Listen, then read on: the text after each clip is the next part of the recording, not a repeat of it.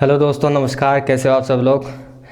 हैं मज़े में होंगे और सेफ़ रहना। कोरोना वगैरह टाइम चल रहा है, मास्क वास्क लगा के रखना और ख़ुद भी सेफ़ रहो, घर वालों को भी सेफ़ रहो के लिए रहने के लिए कहो। इधर उधर बाहर मत जाओ, ठीक है। और पढ़ते रहो बैठे बैठे, और क्या करना है, ठीक है। बैठे पढ़े पढ़े सारा दिन पढ़ते रहो, ठीक है।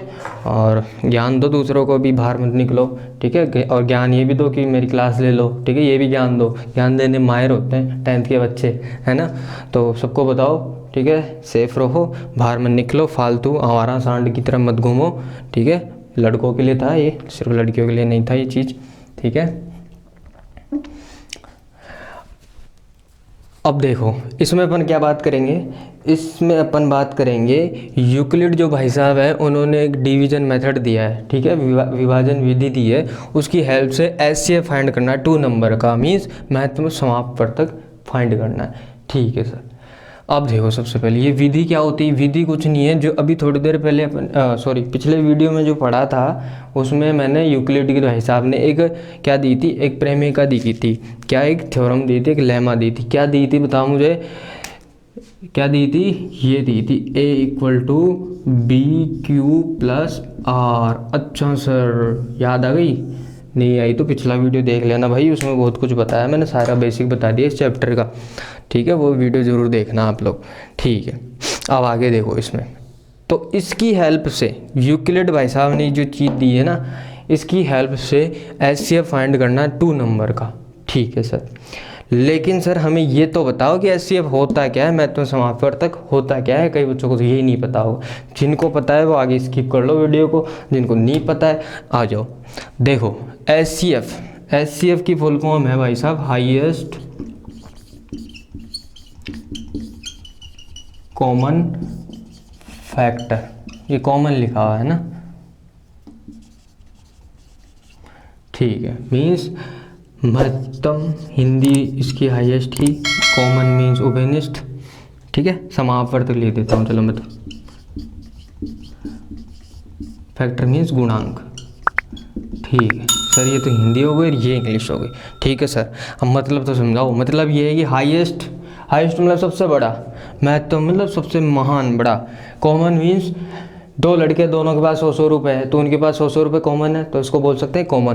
फैक्टर मीन्स होता है गुणा, देखो यहाँ गुणांक बढ़ा रहा है, गुणा। फैक्टर मीन्स होता है मल्टीप्लाई, जो दोनों के पास मल्टीप्लाई में हो, समझ रहे हो, तो वो क्या होता है, फैक्टर होता है। फैक्टर को मल्टीप्लाई भी बोलते हैं, ठीक है।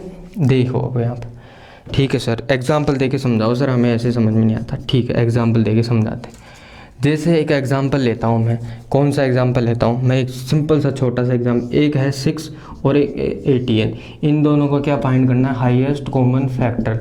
मीन्स एक ऐसा नंबर फाइंड करना है जो इन दोनों नंबर को डिवाइड करे, इन दोनों में कॉमन हो। वो कॉमन कैसे हो, इन दोनों का सबसे पहले क्या कर लो, फैक्टराइजेशन कर लो, गुणनखंड निकाल लो। क्या निकाल लो, गुणनखंड।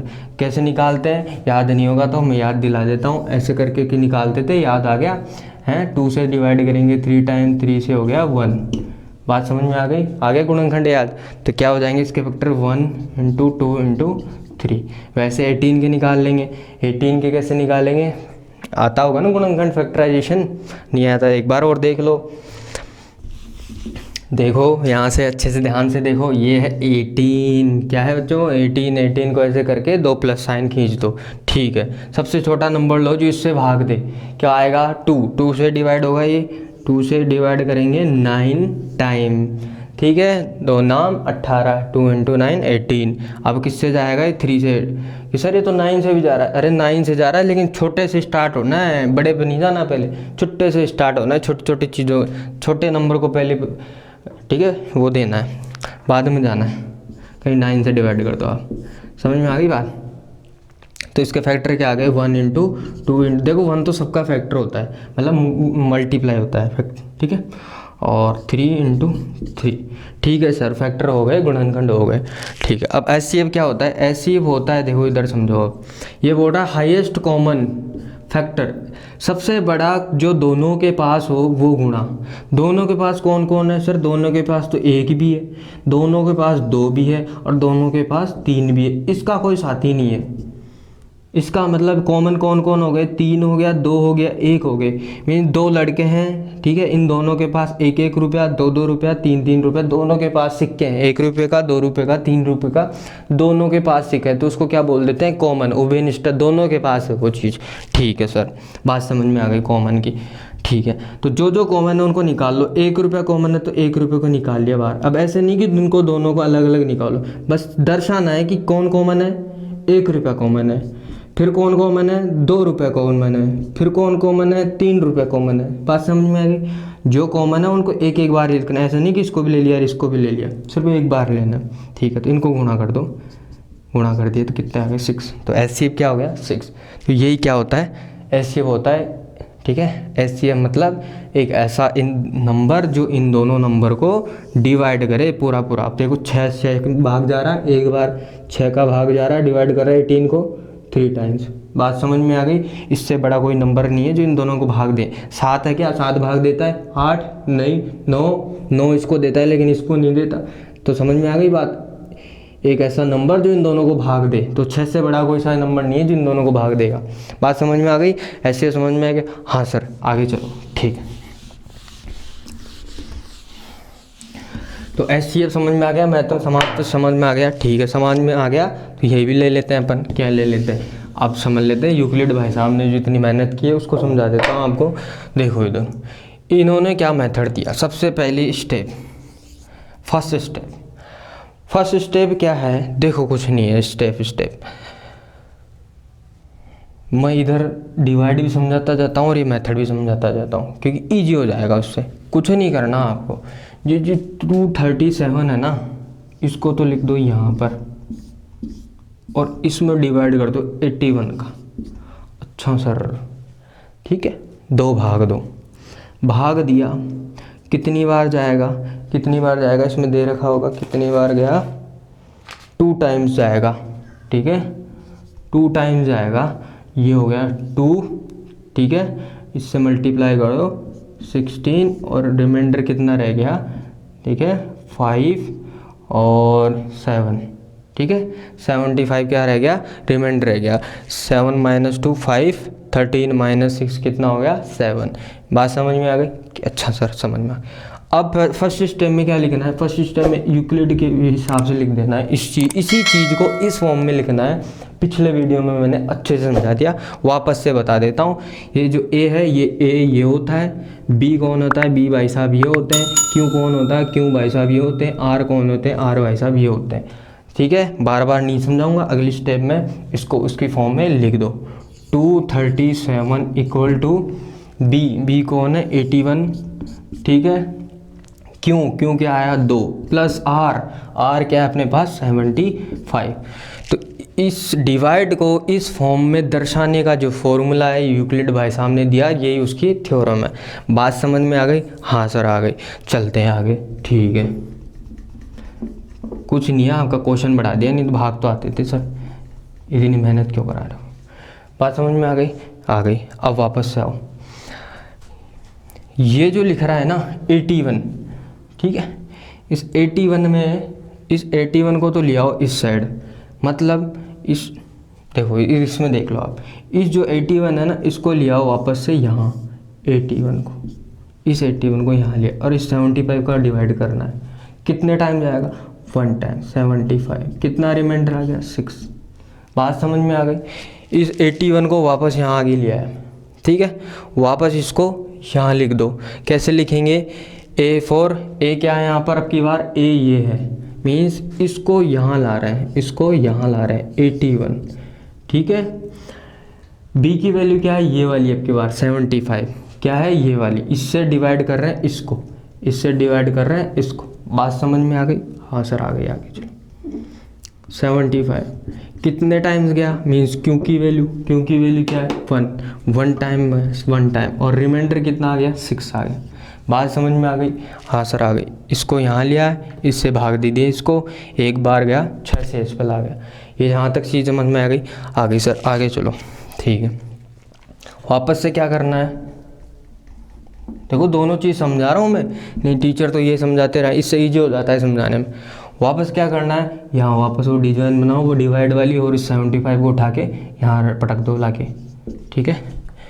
इस ठीक है, ये यहाँ आया था तो ये भाई साहब यहाँ आएंगे 75, ठीक है। किससे डिवाइड करना है, लास्ट वाले नंबर से डिवाइड कर रहे हैं। देखो यहाँ पर इधर शक्ल देख लो आराम से, कितने टाइम जाएगा, 1 टाइम 6, 1 रिमाइंडर 5, 2 टाइम गया 12, रिमाइंडर कितना आ गया 3। बात समझ में आ गई? हाँ सर आ गई। तो यहाँ पर 6 से डिवाइड कर रहे हैं, कितने टाइम गया, क्वेश्चन 12, देखो यहाँ पर Q, ठीक है, प्लस लास्ट में क्या आएगा, रिमाइंडर, रिमाइंडर कितना आ रहा है 3, ठीक है सर समझ में आ गया, ठीक है। अब उसमें आगे करने की जरूरत नहीं है, इसमें आगे देख लो क्या करना है, इसको यहाँ लाना है, देखो यहाँ पर देखो, इसको इधर, इसको इधर, इसको इधर, ठीक। ये रटना नहीं है, मैं अच्छे से समझा रहा हूँ कैसे आ रहा है ये, ठीक है। किससे डिवाइड करना है, इस वाले से, देखो इसको इससे किए थे, इसको इससे, तो इसको 3 से, 3 को डिवाइड करेंगे 6 से तो कितने टाइम जाएगा सर 2 टाइम, रिमाइंडर कितना आएगा इस बार, अरे 6 को डिवाइड कर रहे हैं, चलो उसी में बता देता हूँ। यहाँ देखो ये लगाया, चलो दिख नहीं रहा होगा,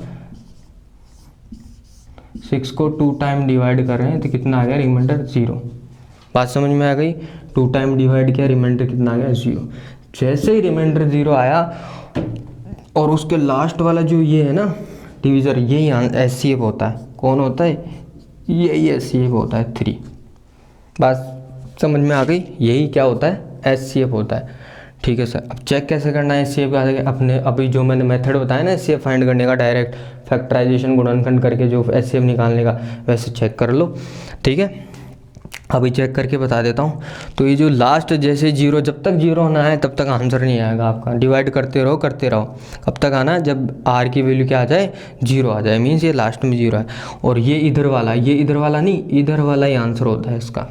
बात समझ में आ गई, ये क्या होता है, ये डिवीज़र होता है, देखो B, ठीक है, डिवीज़र होता है, वही आंसर आता है। अब चेक कर लेते हैं सही है कि नहीं, ठीक है, चेक कर लेते हैं ये सही है कि नहीं। कैसे चेक करना है, इन दोनों का भी जो मैंने बताया फैक्टराइजेशन कर लो।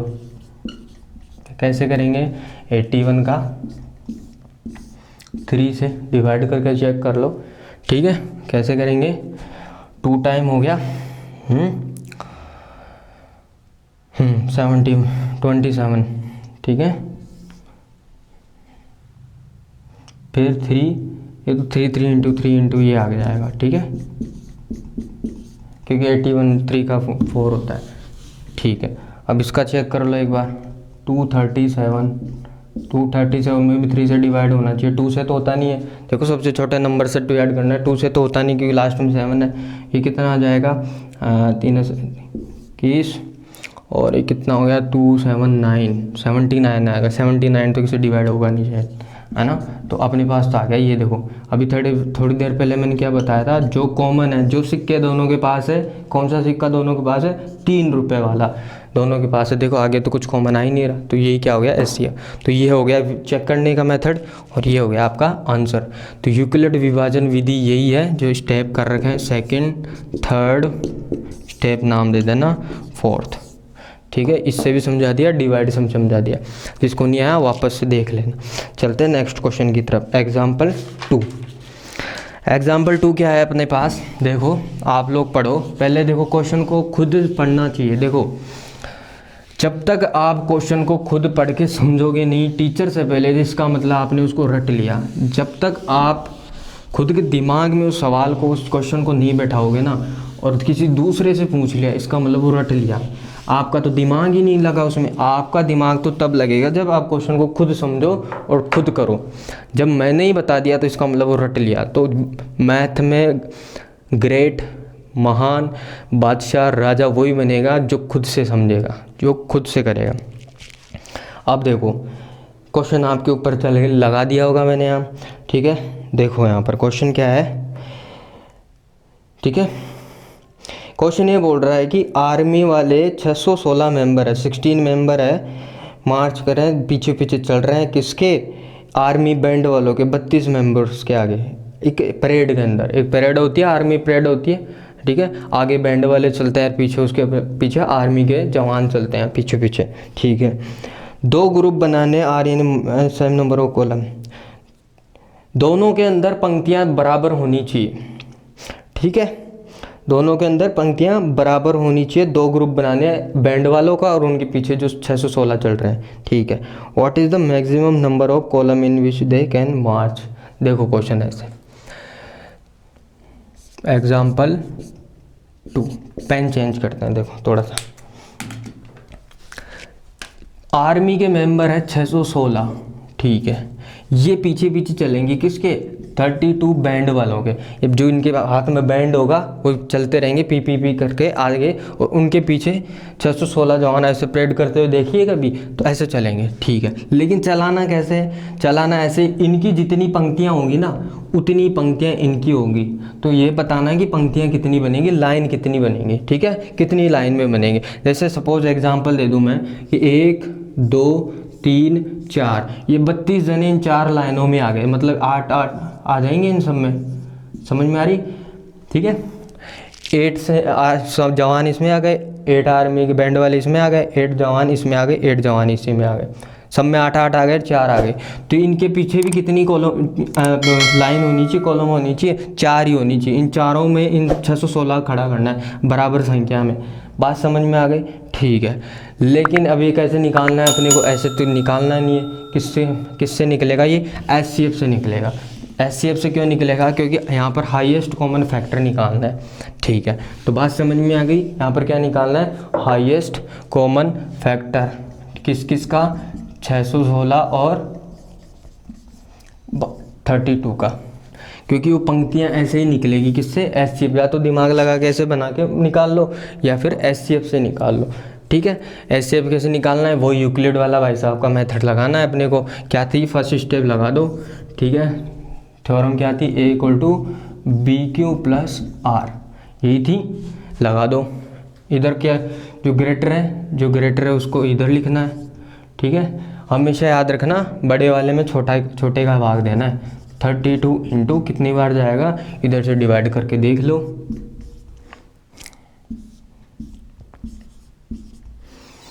ठीक है। ये हो गया 1 टाइम, ठीक है। 2 टाइम तो 62 आ जाएगा, ठीक है। ये कितना हो गया, 9 और 29, ये 6 आ जाएगा यहाँ पर। ये कितने टाइम जाएगा वापस से, ठीक है, कितने टाइम हो जाएगा,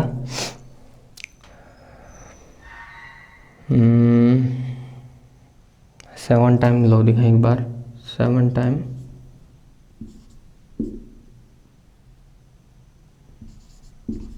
और लो 7, 8 टाइम लो, ठीक है।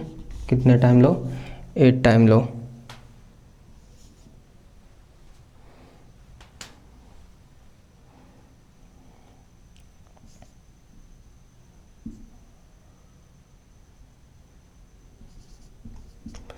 ये भी कम रहे क्या, 9 टाइम ले लो तो अपना क्या,